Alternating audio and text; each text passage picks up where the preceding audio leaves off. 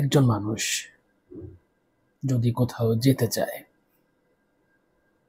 তাহলে সে পথ খুঁজে পেতে চাবে যে আমি ওইখানে যেতে চাই, কোন পথে যাব। একজন মানুষ যদি যেতে না চায়, যেখানে আছে সেখানেই থাকতে চায়, তাহলে তার তো পথ খুঁজে পাওয়ার কোনো দরকার নেই। সে তো পথ খুঁজবে না, তাকে কেউ পথও দেখাতে পারবে না। কারণ কোন পথ দেখাবে? সে তো কোথাও যাবে না, তার কোথাও যাওয়ার প্রয়োজন নাই, সে যেতে চায় না, যেখানে আছে ওখানেই থাকতে চায়।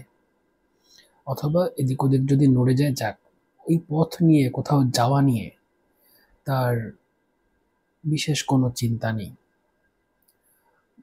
তো যেহেতু সে কোথাও যেতে চায় না, যাবার জন্য কোনো তারা কোনো ব্যাকুলতা অনুভব করে না, পথ প্রদর্শন তার জন্য না। যে যেতে চায়, কোথাও যেতে চায়, সেটা যেদিকেই হোক, তার জন্য একটা পথ প্রদর্শনের ব্যাপার আছে। সে লোকজনকে জিজ্ঞেস করবে বা অন্য কাউকে জিজ্ঞেস করবে, ভাই কোন পথে যাব। একজন মানুষ যে কোনো একটা পরিস্থিতিতে যদি অস্বস্তিকর অবস্থায় না পড়ে,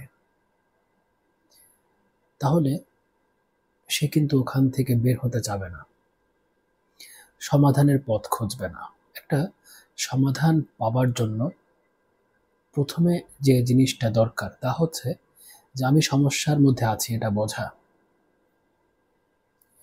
একজন শিশু, সে কি বোঝে যে অর্থনৈতিক প্রবৃদ্ধি কাকে বলে, এর সমস্যাটা কি, কলকারখানার ধোঁয়ার সমস্যাটা কি? সে বোঝে না, এই জ্ঞানটা তার নেই। যেহেতু এই সমস্যাটা সে বোঝে না, তাই এ নিয়ে তার চিন্তাও নেই, এখান থেকে সে বেরো হতে চায় না, এই নিয়ে কিছু করতেও সে চায় না।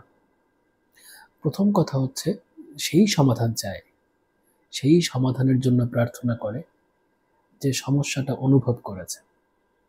যে অনুভব করে নেই, যার বোধের সীমার মধ্যে সমস্যাটা এখনো দেখা দেয়নি, বুঝতে পারেনি, সে কিন্তু সমাধান চায় না। সে কিছুই বোঝে না, সে পরিস্থিতি যেরকম আছে সেরকম চলে।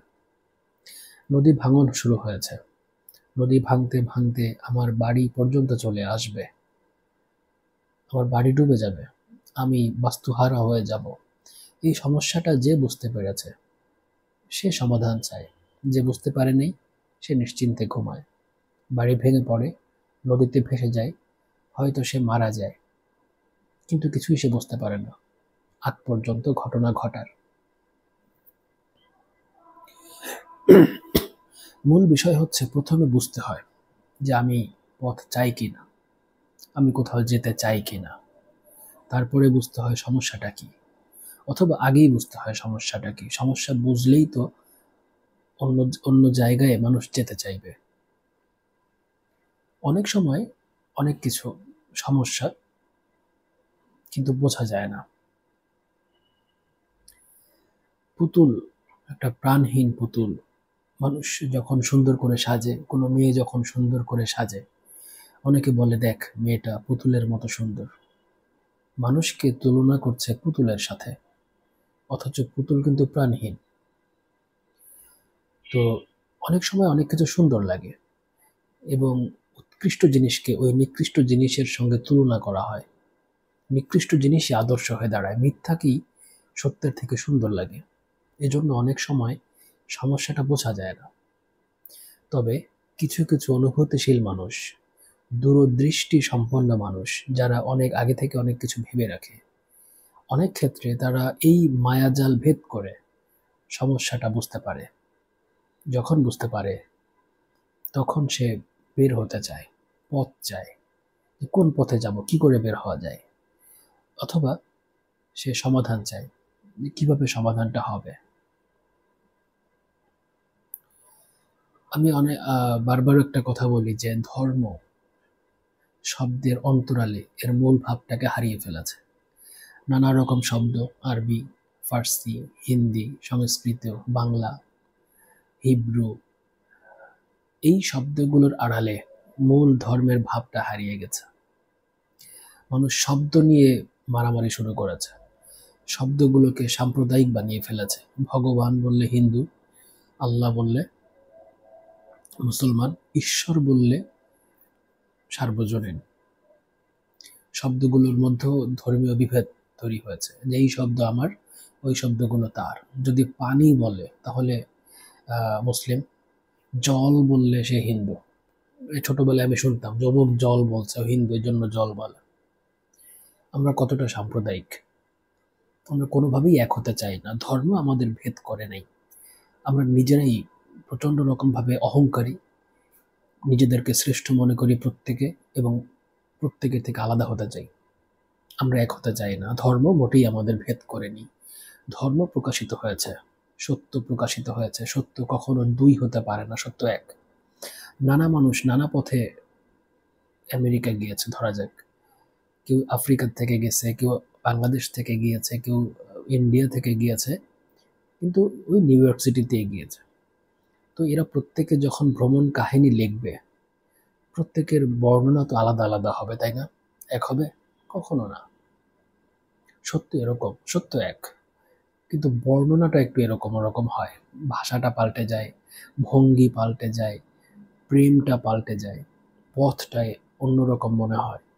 কেউ মরুভূমির পথ থেকে গিয়েছে, কেউ জলাশয় থেকে গিয়েছে, সমুদ্র হয়ে গিয়েছে, কিন্তু গিয়েছে, সত্যের কাছেই গিয়েছে। তাই বর্ণনাটা একটু আলাদা হয়, শব্দগুলো আলাদা হয়। আর আমরা ওই বাইরের খোলস নিয়ে মারামারি শুরু করেছি। তো ইসলামে একটা শব্দ আছে, তাকওয়া, খুব মূল্যবান একটা শব্দ, খুবই গুরুত্বপূর্ণ শব্দ, এবং এই শব্দটাকে প্রচণ্ড রকমভাবে ভুল ব্যাখ্যা করা হয়েছে। তাকওয়া শব্দের অর্থ হচ্ছে আল্লাহ ভীতি, আত্মসংযম, নিষ্কৃতি, এরকম অনেক অর্থ হয়। তবে এর মূল অর্থ হচ্ছে সতর্কতা, আল্লাহ সম্পর্কে ভয় বা সতর্কতা। যে তাকওয়া অর্জন করে, যে আল্লাহকে ভয় করে, সে হয় মুত্তাকি। তাকে মুত্তাকি উপাধি দেওয়া হয়, যে না, সে ভয়টা করে। ছোটবেলায় আমি খুব বিরক্ত বোধ করতাম একটা ঘটনায়, যে খেলছি, হঠাৎ করে আজান দিয়েছে, তারপরেও খেলছি। তো গুরুজনেরা বলছে, এই কোনো ভয় ডর নেই, নামাজ কালাম নেই, আল্লাহর কোনো ভয় নেই, নামাজ পড়ে না। এরপরে অন্য যে কোনো কাজেই এই কথা বলিস, আল্লাহর ভয় নেই। আমি খুব বিরক্ত বোধ করতাম যে এত ভয় কেন, এত ভয় কেন? একটা ভয় তো একটা মানসিক রোগ। আল্লাহ বা স্রষ্টা এত ভয় দিতে চাই কেন? আমরা ছোট ছোট মানুষ, রোগে শোকে পড়ি, রাত্রে 2-3 বার বাথরুমে যাই, এত দুর্বল আমরা, একটু মশার কামড়ে মরে যাই, আমাদেরকে এত ভয় দিতে হবে কেন? একটু জ্বর হলে মরে যাই, এত ভয় কেন? তিনি এত ভয় দিতে ভালোবাসেন কেন? আমার একটু খারাপই লাগতো, সত্যি কথা। তো আমরা যখন ছোট ছিলাম, আমাদেরকে যেরকম বোঝানো হয়েছে আমরা তো তাই বুঝেছি। মজার বিষয় হচ্ছে, সৃষ্টিকর্তা যে ধর্মই হোক, যেভাবে যে ডাকুক, তার মূল উদ্দেশ্য হচ্ছে মানুষকে এই ভয় থেকে মুক্ত করা, যেন ভয় না পায়। তার প্রধান কাজই হচ্ছে তাই। স্রষ্টা নিজেকে প্রকাশিত করেছেন মানুষকে আশ্বস্ত করার জন্য যে ভয় নেই। আর আমাদেরকে শেখানো হয়েছে ভয় করো, প্রচন্ড রকম ভয় করো, ভয়তে কাঁপতে থাকো, কোনো কিছু ঠিক মতো করতে পারবা না, ভয়, তাহলে তুমি ঠিক আছো। কত উল্টা কথা। তাকওয়া, আল্লাহ ভীতি, তাহলে ভয় নেই কেন? আমি যেভাবে বুঝেছি, আমি মূর্খ সূর্খ মানুষ, আমি যেভাবে বুঝেছি আমি সেটা বলি। আল্লাহ বা স্রষ্টা, মালিক, রাজ্জাক, ভগবান, পরম পিতা, যেই হোক, একটা অস্তিত্ব নিয়ে তিনি টিকে আছেন। সমস্ত মহাবিশ্বকে তিনি ধরে রেখেছেন তার নিয়মের মাধ্যমে। এই যে পৃথিবী ঘুরছে, চন্দ্র ঘুরছে পৃথিবীকে নিয়ে, পৃথিবী ঘুরছে সূর্যকে নিয়ে, সূর্য ঘুরছে মিল্কি ওয়েকে নিয়ে, মিল্কি ওয়ে ঘুরছে আরো অন্য কিছুকে নিয়ে, ব্ল্যাক হোল আছে। সবকিছু একটা নিয়মের মধ্যে আছে, কেউ নিয়মের বাইরে না। এরকম নিয়ম চলছে সব জায়গায়, এরকম নিয়ম চলছে একটা পরমাণুর মধ্যে, এরকম নিয়ম চলছে সবখানে, আমাদের দেহের মধ্যে। আমরা অনেক সময় মনে করি যে আমি নাস্তিক, ও আস্তিক, অমুক নাস্তিক কেন, আল্লাহ মানে না কেন? সবাই আল্লাহ মানে, সবাই স্রষ্টাকে মানে। উম, ব্যাপারটা খুব মজার। মানে মানুষ, এই শরীর, তার মধ্যে স্রষ্টার একটা খণ্ড আছে।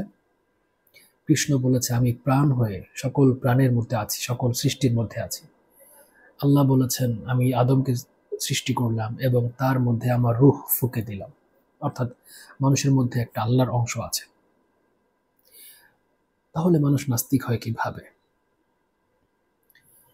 মানুষের আছে একটা শরীর, এই শরীর, আর আছে একটা অশরীর, যেটা মানুষ উপলব্ধি করে না। আর এই দুয়ের মাঝখানে আছে মানুষের মন বা হৃদয়। আমার জ্ঞান বোঝ মতো সমস্ত মহাবিশ্বে একটা জিনিসই আছে যে স্রষ্টার অবাধ্য হতে পারে, তা হচ্ছে মানুষের হৃদয়। এই মানুষের হৃদয় একমাত্র জিনিস, একমাত্র অবস্থান, একমাত্র সত্তা যে পক্ষ বিপক্ষে যেতে পারে, যে অস্বীকার করতে পারে। আর কেউ অস্বীকার করে না, এমনকি মানুষের শরীর না। সব থেকে বড় যে স্রষ্টা বিদ্বেষী, তার অস্তিত্ব একেবারেই স্বীকার করে না। তার প্রত্যেকটা কোষ সেই স্রষ্টার বিধান মতো চলছে। ডিএনএ, আরএনএ, তার জিন প্যাটার্ন, তার কোষ, তার রক্ত, এবং কি সে একটা সময় এই শরীর তার নিয়ম মতো স্রষ্টার অংশকে ছেড়ে দেবে। স্রষ্টা তার অংশটা নিয়েই যাবে, বের হয়ে যাবে। অর্থাৎ চাক বা না চাক, আমার হৃদয় যা বলে বলুন, স্রষ্টার প্রসেসিংটা চলছে। তো শুধুমাত্র তাকে অস্বীকার করে, অহংকার করতে পারে, অধ্যত্ত করতে পারে মানুষের মন। এই জন্য একটা কথাই বলা হয় যে ধর্মের সবটাই হচ্ছে মানুষের মন নিয়ে, কল্ব নিয়ে, হৃদয় নিয়ে। এই জন্য সুফিবাদে বলে কলবের জিকির করো, জিকিরটা কলবে করো, কারণ একমাত্র ওই অবাধ্য হতে পারে, আর কেউ পারে না। ওর ক্ষমতা আছে অবাধ্য হবার, ওকে স্বাধীনতা দেওয়া হয়েছে, মনকে স্বাধীনতা দেওয়া হয়েছে। স্রষ্টার জোরাজুরি পছন্দ করেন না, লা ইকরাহা ফিদ্দীনি, জোরাজুরি নেই। কেন নেই? কারণ সৃষ্টিকর্তা আসলে প্রেম চান। জোরাজুরিতে তো প্রেম না। এই যে একজনকে ক্ষমতা আছে, টাকা আছে, জোর করে বিয়ে করলাম, এটা তো প্রেম হলো না। স্রষ্টা চাইলে পারেন, জোর জবরদস্তি করতে পারেন, এটা তো মজা নেই, সেই প্রেম তো আসলো না। রাধাকৃষ্ণের প্রেম তো আর হলো না, জোরাজুরি হয়ে গেল, বাংলা সিনেমার মতো দেহ পাবি মন পাবি না, এরকম হয়ে গেল। তো কিছু মানুষ আছে জীবনের একটা পর্যায়ে এই পরম নিয়ম, যে নিয়মে সমস্ত মহাবিশ্ব চলছে, এই নিয়মটা সে বুঝতে পারে, অনুভবে চলে আসে, এবং সে দেখে যে সময় আছে একটা অস্তিত্ব নিয়ে, সময় বয়ে যাচ্ছে, সময় তার শরীরে একটা ছাপ ফেলে যাচ্ছে, একটা সময় সে শারীরিকভাবে মারা যাচ্ছে, এবং এই মৃত্যু এটাও একটা পরম হুকুম, নিয়মের একটা অংশ। সে তখন কিছুটা আতঙ্কিত হয়ে পড়ে, তার প্রশ্ন আসে যে এই নিয়মের মধ্যে তো আমিও আছি, আমিও তো এর ব্যতিক্রম না। আমি যতই চিল্লাপাল্লা করি, কিন্তু আলটিমেটলি সময় আমাকে সেই ধ্বংসের দিকে নিয়ে যাবে। তখন সে, সেন্সিটিভ মানুষ যারা, তারা পথ খোঁজে, ভয় পেয়ে যায় যে এইরকম একটা অজানা পরিস্থিতিতে আমি কি করব, বা এরপরে কি আছে। তার খুব প্রশ্ন তাকে নাড়া দেয় এবং তার মনকে অস্থির করে। স্বাভাবিক ৮-১০ জন মানুষের মতো জীবন সে আর কাটাতে পারে না, কারণ তার প্রশ্ন এসেছে, উত্তর আসেনি। এই অজানাকে ভয়, আমার ভেতরের কথা আমি জানি না, আমার মৃত্যু কবে তা আমি জানি না, তারপরে কি আছে জানি না, আগে কি ছিল জানি না, সম্পূর্ণ আমি একটা অজ্ঞতার মধ্যে আছি, আমাকে কিছু জানানো হয় নাই। এইটা খুব অল্প কিছু মানুষ অনুভব করে, এবং যখনই সে অনুভব করে তখন সে ভয় পায়। কেন ভয় পায়? কারণ এই যে নিয়ম, মহাবিশ্বের যে নিয়মটা চলছে আল্লাহ রূপে, স্রষ্টার রূপে, স্রষ্টা তো ঘুরে বেড়াবে না, একটা নিয়ম করে রেখেছে। আমিও সেই নিয়মে পড়ে যাব, কিন্তু আমি কিচ্ছু জানি না। তখন তার মধ্যে একটা ভয় কাজ করে, অজ্ঞতার ভয়। অজ্ঞতার ভয়, আমি জানি না, সেই ভয় কি করে মোকাবেলা করব জানি না, কোথায় পড়বো, ভবিষ্যৎ কি হবে জানি না। তখন সে একটা ভয় পায়, এবং এই ভয়টা মূর্খ লোক পায় না। মূর্খ লোক প্রবৃত্তির তালে তালে চলে, প্রবৃত্তি ইন্দ্রিয় তাকে যা বলে এর তালে তালে সে চলতে থাকে। সে ভয় পায় না, তার তাকওয়া আসে না, সে মুত্তাকি হয় না। একমাত্র জ্ঞান যাকে দেয়া হয় সেই মুত্তাকি হয়। এজন্য কোরআনে একটা আয়াত আছে যে আমি যাকে খুশি তাকে জ্ঞান দান করি, এবং যাকে জ্ঞান দান করি তাকে প্রভূত কল্যাণ দান করি। কারণ শুধুমাত্র জ্ঞান হলেই মানুষ এই সিচুয়েশনটা বুঝতে পারে, এবং তখনই সে ভয় পায়, এবং যখনই সে ভয় পায় তখনই সে পথ খুঁজতে থাকে কি করে বের হব। আমার ব্যক্তিগত কথা বলি, আমি যখন ক্লাস 5-এ পড়ি, আমার নানা মানে আমার মায়ের বাবা বৈদ্যুতিক ইলেকট্রিক শকে উনি মারা যান। আমার চোখের সামনে দেখেছি পারিবারিক অস্থিরতা, বিপর্যয়, কান্নাকাটি। আমার গতকাল আমার নানা আমাকে কোলে নিয়েছে, আজকে হঠাৎ করে সে শুয়ে পড়ে আছে। তখন আমার বয়স কত, 10-11। আমি হঠাৎ করে স্তম্ভিত হয়ে গেলাম। খেলছিলাম বন্ধুদের সঙ্গে, স্কুলে যাচ্ছিলাম, হাসি ঠাট্টা ভালোই হচ্ছিল। হঠাৎ করে এমন একটা ঘটনা আমার সামনে এসে পড়লো, আমি একেবারে বোকা হয়ে গেলাম। আসলে এটা কি হলো, নানা কোথায় গেল, কেন মৃত্যু হয়? হঠাৎ করে বুঝতে পারলাম আমিও তো তাই, আমিও তো এটা হব। এবং আমি সালেহ আহমেদ, আমি এই পরিস্থিতিতে পড়বো, অথচ আমি সামান্য একটু জ্বর হলে কান্নাকাটি করে দিশা পাই না, মা পাশে না বসলে অস্থির লাগে। তাহলে মৃত্যু আমি কি করে হ্যান্ডেল করব? কে আমাকে বাঁচাবে, বা বাঁচার পথ কি? প্রথম আমার জীবনে এই সমস্যাটা তৈরি হলো। আসলে সমস্যা না, তখন সমস্যা মনে হচ্ছিল, আসলে এখন বুঝি ওইটাই আমার জীবনে প্রথম জ্ঞানের প্রথম আলো সম্ভবত। এবং ওই যে আমার মৃত্যু নিয়ে একটা ভীতি কাজ করলো, এই ভয় আমাকে বহু দূর নিয়ে গিয়েছে, বহু প্রশ্ন করিয়েছে, বহু মত ঘুরিয়ে দেখিয়েছে। আমি এই ভয় কাটানোর জন্য, এই মৃত্যুর ভয় কাটানোর জন্য এমন কোনো পথ নাই যে পথে আমি যাইনি। এর মধ্যে এমনও কিছু পথ আছে যা আমি বলতে পারবো না, বলবো না। তবে আমি এই ভয় থেকে বাঁচার জন্য অনেক কিছু করেছি।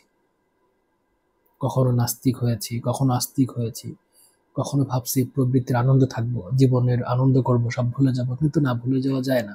ঘুরে ফিরে মনে পড়ে যে আমি তো আসলে এই সিচুয়েশনের মধ্যে আছি। নেশা করে মানুষ কিছু সময় মাদকাসক্ত থাকতে পারে, যখন নেশা কেটে যায়, সত্যটা প্রকাশিত হয়, আবার সেই একই বিপদ। নেশা করে মাদকাসক্ত হয়ে, কথার কথা, সেটা সম্পদের নেশা হোক, নারীর নেশা হোক, লাল নীল বাতির নেশা হোক, এই নেশা একসময় কেটে যায়।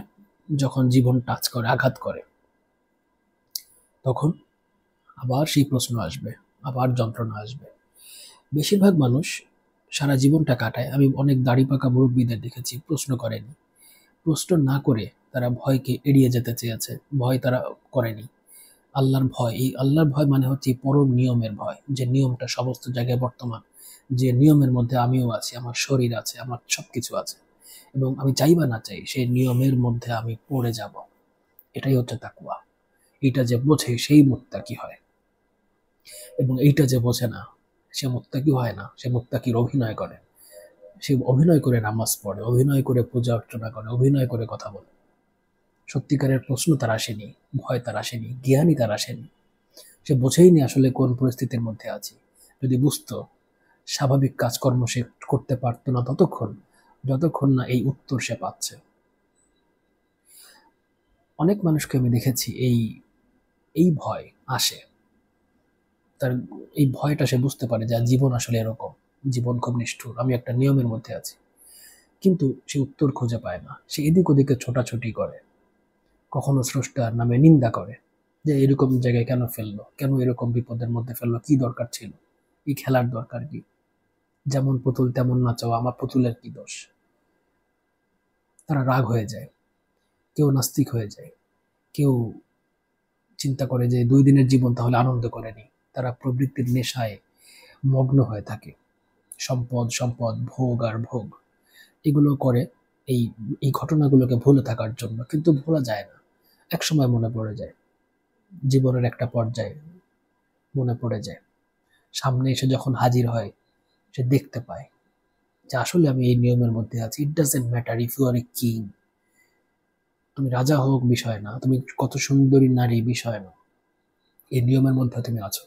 এবং এই নিয়মটাকে যে বুঝে ভয় পেয়েছে যে এই নিয়মের মধ্যে আমি আছি, বাঁচার কোনো উপায় নেই, জানা মতে কোনো উপায় নেই, তখন তার তাকওয়া আসে, মুত্তাকি হয়। তখন সে পথ খুঁজে বেড়ায়, কি করে পথ পাবো, কি করে বাঁচবো, আছে কি কোনো উপায়? কোনো মানুষ তো বলতে পারে না, কে বলতে পারে? আমার একটা প্রিয় আয়াত আছে, সূরা বাকারা আয়াত 2 নম্বর আয়াত। আয়াতটা হচ্ছে জালিকাল কিতাব লা রাইবা ফিহি হুদাল লিল মুত্তাকিন। এটা হচ্ছে সেই কিতাব যাতে কোনো সন্দেহ নাই, এবং মুত্তাকি যারা ভয় পেয়েছে, ভয় পায়, যারা সতর্ক নিষ্কৃতি পেতে চায়, তাদের জন্য হুদাল লিল, পথপ্রদর্শক, তাদের পথ দেখানো হয়েছে। আমাদের প্রচলিত সমাজ ব্যবস্থায় অজ্ঞ মানুষের দ্বারা ধর্ম ব্যাখ্যা করা হয়। অজ্ঞ মানুষরা ধর্মটাকে ব্যাখ্যা করে নিজেদের বুদ্ধিমতো। তারা দেখায় যে ভয় একটা পুণ্য, কিন্তু ভয় আসলে একটা মানসিক রোগ। প্রেম হচ্ছে পুণ্য। স্রষ্টা বলেছেন, এর অনুবাদটা হচ্ছে যে এটা সেই কিতাব যাতে কোনো সন্দেহ নাই, এটা তোমার জন্য পথ প্রদর্শক, যেহেতু তুমি ভয় পেয়েছো। এর ভাবানুবাদটা হচ্ছে এরকম। অথচ আমাদেরকে অনুবাদ করানো হচ্ছে এই কিতাব কোনো সন্দেহ করা যাবে না, সন্দেহ করলে খবর আছে, আক্রমণাত্মক ভাবে ভয়কর, ভয় কাঁপতে থাক। ছোটবেলায় আমাদেরকে এভাবে অনুবাদ করে শেখানো হয়েছে। অথচ আল্লাহ বলছেন যে তুমি ভয় পেয়েছো, বুঝতে পেরেছো, তোমাকে তো জ্ঞান দেওয়া হয়েছে, তাই তুমি ভয় পাইছো, তো ভয় নাই। এই যে তোমার জন্য একটা গাইডলাইন দিয়েছি, এবং তোমার সন্দেহ নাই, তুমি সন্দেহ করো না, তুমি বিশ্বাসটা করে আসো। এখানে তোমার জন্য সব পথ দেয়া আছে। কিসের পথ? যাতে তুমি ভয় না পাও, তোমার ভয়ের সমাধান এখানে আছে। গীতার 18 অধ্যায়ের 58 নম্বর যে শ্লোক, সেখানে কৃষ্ণ বলছে অর্জুনকে যে আমার অনুগ্রহে সকল বাধা বিপত্তি অতিক্রম করে তুমি মুক্তির দ্বারে যেতে পারবা, আর যদি অহংকার করো বিনাশ হয়ে যাবা। এখানেও কিন্তু কৃষ্ণ অর্জুনকে ভয় দেয়নি, পথ বলে দিয়েছে যে বিনাশের পথে এটা তুমি আছো, কিন্তু বাঁচতে পারো যদি আমার শরণাপন্ন হও। এই আয়াতেও স্রষ্টা ঠিক একই কথা বলেছে আরবি ভাষায়, যে ভয় পেয়েছো, তুমি ভয় পেয়েছো, তুমি নিয়মটা বুঝতে পেরেছো, কংগ্রাচুলেশন, কিন্তু তোমার এই ভয় থেকে বাঁচার উপায় আছে, আমার কাছে আছে। এই হচ্ছে গাইডলাইন। এটা স্রষ্টা প্রেম দিয়ে বলেছেন, এবং সবাইকে বলেননি। যে ভয় পেয়েছে, যে মুত্তাকি হয়েছে, যে নিয়মটা বুঝতে পেরে নিজে বিপদে আছে এটা বুঝতে পেরেছে, তাকেই বলেছে ভয় নেই, তোমার সমাধান এখানে আছে। মুমিনদের শুধুমাত্র আল্লাহর উপরেই বিশ্বাস করা উচিত। একমাত্র আহ, যারা বিশ্বাস করে না তারাই স্রষ্টার কাছ থেকে হতাশ হয়ে পড়ে। এই কথাগুলো কার? আল্লাহর। আল্লাহর কথা, স্রষ্টার কথা। কই, উনি তো কোথাও ভয়ে ভয়ে দিতে চান নাই। তিনি প্রত্যেকটা মুহূর্তে আশা দিয়েছেন যে আমি আছি, আমার আমার উপর ভরসা করো। এই যে নিয়ম কানুন আমি তৈরি করেছি, এখান থেকে বাঁচাইতেও পারি আমি, পথ প্রদর্শন আমি তোমাকে করব। তুমি যেহেতু পথ চেয়েছ, তুমি ভয় পেয়েছ, সমস্যা বুঝতে পেরেছ, পথ চেয়েছ, আমি পথ দেব। আমাকে বিশ্বাস করো, আমার উপর নির্ভর করো, নির্ভর করে তুমি নির্ভর হয়ে থাকো। আমাদেরকে এভাবে বোঝানো হয়? আমাদেরকে বোঝানো হয়েছে তাকে এক ভয়ঙ্কর সত্তা, যে সবসময় শাস্তি দেওয়ার জন্য দাঁড়িয়ে আছে। কত ভুলভাবে ব্যাখ্যা করেছে। কোরআনে একটা আয়াত আছে যে তাদের উপর লানত, যারা স্রষ্টা আল্লাহর আমার মুখে কথা বসায় দেয়, আল্লাহ আমাকে নিয়ে মিথ্যা কথা বলে, আল্লাহকে নিয়ে যারা মিথ্যা কথা বলে। আমাদের সমাজে প্রচুর মানুষ আছে আল্লাহর নামে আজে বাজে কথা বলে। সে বলে নাই, তার নাম নিয়ে বলে হ্যাঁ উনি এটা বলেছেন। ধর্মকে মানুষ একটা ব্যঙ্গ বিদ্রুপের কাছে মতো করে নিয়ে নিয়েছে এই সব কিছু অজ্ঞ মূর্খ মানুষের ব্যাখ্যার কারণে। কারণ তারা নিজেরা বোঝে না, বোঝে নাই, সেই প্রেমটা নাই, সে আবেগটা নেই, সিরিয়াসলি নেয় নাই। কিন্তু ব্যাখ্যা শুরু করে দিয়েছে। কেন? সবাইকে বোঝাতে হবে আমার খুব জ্ঞান আছে। এই যে আমাদের সমাজে ধর্ম নিয়ে এত মারামারি, এত হিংসা, নিজেরা মারামারি, অন্যের সাথে গালাগালি, অথচ আল্লাহ, স্বয়ং আল্লাহ নিজে বলেছেন যে এই কিতাবে যদি সন্দেহ থাকে তাহলে এর মতো করে সূরা বানাও। তো এর মতো করে সূরা তৈরি করতে, এর মতো করে চেষ্টা করতে কে বলেছেন, অনুমতি দিয়েছেন কে? স্বয়ং আল্লাহ। যে ওর সন্দেহ করো, করে পারলে বানাও, যদি না বানাতে পারো তখন মেনে নাও। সুতরাং কিছু মানুষ তো সন্দেহ করবে, তারা বানাতে চেষ্টা করবে, তারা নিন্দা করবে, সমালোচনা করবে। আল্লাহ বলেছেন যে যদি এটা আমার দ্বারা প্রেরিত না হতো তাহলে তোমরা এর মধ্যে অনেক অসঙ্গতি খুঁজে পেতে, তাই না? অর্থাৎ অসঙ্গতি আছে কি না এটা খুঁজে দেখতে বলেছেন কে? স্বয়ং আল্লাহ, স্বয়ং আল্লাহ।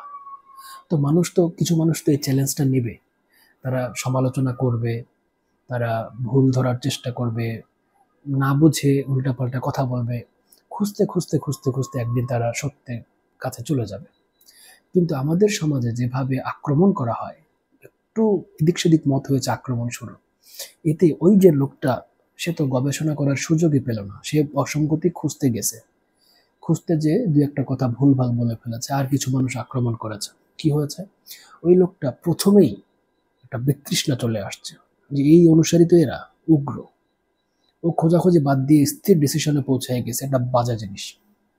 ও আর খোঁজাখুঁজি করে নাই, ও সবাইরে বলছে যে উগ্র, খোঁজাখুঁজি করার দরকার নেই, ওকে খুঁজতে আল্লাহ বলছে যে খোঁজো। আমরা এত বেশি অথরিটি পেয়ে গেছি যে আল্লাহর কথাও মানি না। আল্লাহ বলছে যে হ্যাঁ খোঁজো, দেখো অসঙ্গতি আছে কিনা, মিলাই দেখো। এই যে আমি তো একটা জিনিস দিয়েছি, এটার মধ্যে পারলে ভুল বের করো, এত বড় চ্যালেঞ্জ কে দেয়? যে নিশ্চিত যে ভুলও পাবে না।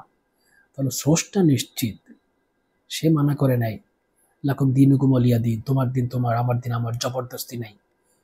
তিনি জবরদস্তি না করতে বলেছেন, তিনি ভুল ধরতে বলেছেন। কিছু মানুষ তাই ধরছে, চেষ্টা করছে, আর আমরা হিংস্র জানোয়ারের মতো আক্রমণ শুরু করে দিয়েছি। আমরা একেবারে আল্লাহর সৈনিক হয়ে গেছি না বুঝে।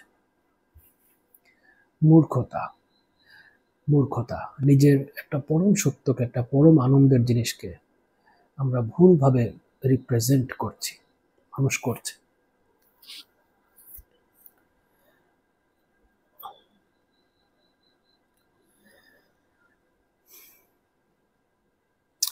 খারাপ লাগে। তো তাকুয়া এটা আসলে ঠিক ভয়ের মধ্যে থাকা না, এবং তাকুয়া সবার হবে না। আলিম, আলিম, আল্লাহর একটা নাম আছে আলিম, জ্ঞান, জ্ঞানী, এবং তিনি ইলম, জ্ঞান দান করেন। যার এই জ্ঞানটা হয়, সূক্ষ্ম দৃষ্টি হয়, তার নজরে জীবনের অনেক কিছু নজরে পড়ে যায়। তার কাছে জীবনটাকে শুধুমাত্র খাওয়া, ঘুম অথবা ভোগ বিলাস মনে হয় না। সে বুঝতে পারে যে জলোচ্ছ্বাস আসছে, এখন আকাশে রোদ দেখা যাচ্ছে, কিন্তু জলোচ্ছ্বাস আসছে রাতে, তখন দিনের বেলায় সতর্ক হয়, পথ খোঁজে। একটা ধর্মগ্রন্থ, এটা হচ্ছে একজন মানুষের মনে কিছু চিন্তা, স্রষ্টা দেয় চিন্তা, এটা আমার কাছে পৌঁছানোর জন্য একটা ভাবে তো আসতে হবে, তাই না? এই জন্য গ্রন্থ বানানো।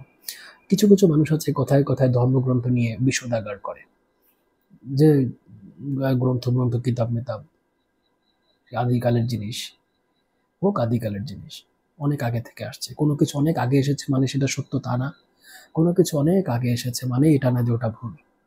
এটা প্রয়োগ করে দেখতে হয়। তো এই তাকুয়া, এই শব্দটাকে মানুষ মনে করে সবসময় ভয়ে থাকা না। তাকুয়া মানে হচ্ছে ভয় মুক্তির প্রথম ধাপ।